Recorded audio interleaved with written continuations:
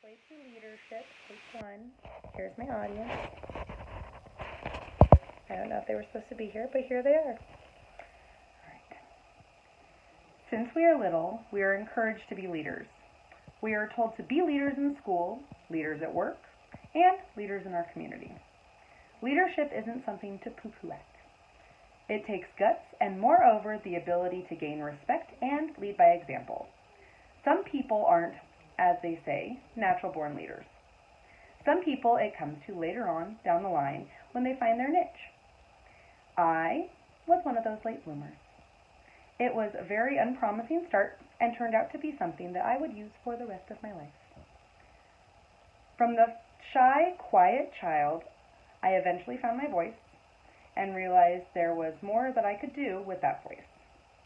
Speech and debate started my leadership journey, and as the years went on, it became the driving force, not only in the work environment, but also in my volunteering efforts. As a child, I was the shy, quiet girl who sat in the back of the room, and I never stood out. I wouldn't raise my hand. I wouldn't share ideas. I never led any kind of trend. I was okay with being a follower, and that worked for me. My grandparents always told me that I was a leader and I was going to go far, but I didn't see the same reflection. The leaders in our lives tend to do just that. They encourage. Once I hit 7th grade, I joined speech and debate, solely for the reason of real-world discussion. This broke me out of my shell and started me on my leadership path. Throughout the rest of school, I joined committees, I led rallies, and managed to take on many leadership roles that I previously would have never imagined to do.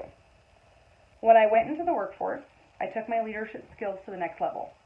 Even though I was only 17, I was able to take the skills that I learned in school and apply them to my job. I was a firm believer that a good leader must first lead by example, and second, must be able to do in order to teach. I had many leaders that had no way of helping because they either didn't know how to do what we were asking, or they liked to bark orders instead of taking the time to teach and lead on our level. When I went into management, I tried very hard to jump in right away with my crew and show them leadership by example.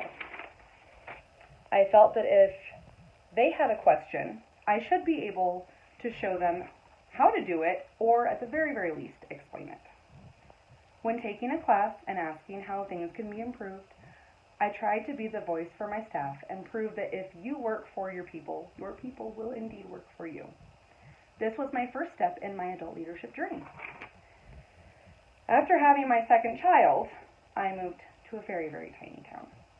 I decided to be a stay-at-home mom and thought that maybe my leadership journey was at a standstill.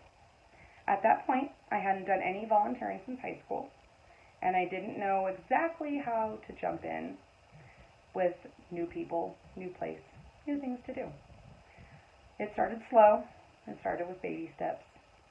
Getting back into leadership lifestyle is not always easy. It began with new introductions, and then basically it was just stepping up to the plate and taking on things that I knew that I could accomplish and make a difference with. After all, isn't the end result of leading making an impact? Within a year, I was the manager of Girl Scouts, vice president of the PTA, and a pageant coordinator. Leadership isn't for everyone.